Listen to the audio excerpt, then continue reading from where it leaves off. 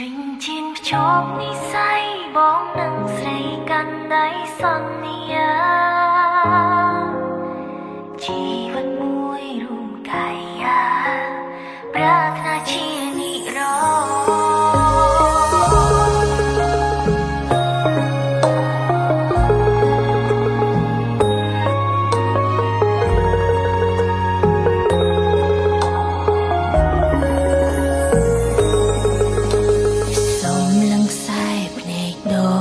ស្រទន់ភាពច្បាស់លាស់ហើយនឹងភាពចាំងទុំធ្វើឲ្យមុំចង់ផ្ញើជីវិតនឹងថ្លៃកាលពីក្មេងធ្លាប់គេស្រមៃជួបមនុស្សល្អម្នាក់មករួមវិថីគឺចរណៃជានិស្ស័យគូពីបំពេទុំ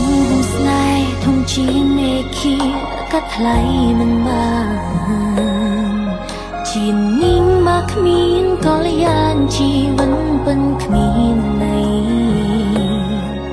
សូមមើលថែបេះដូងឲ្យគ្នាបែបនាងមិនលែងដៃ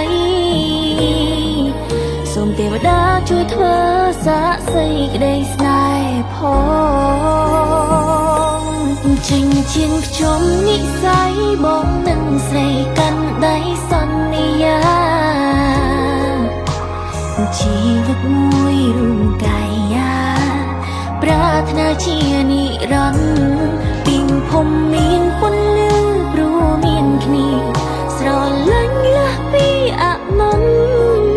តជាតិណានាសូមបន់ស្រន់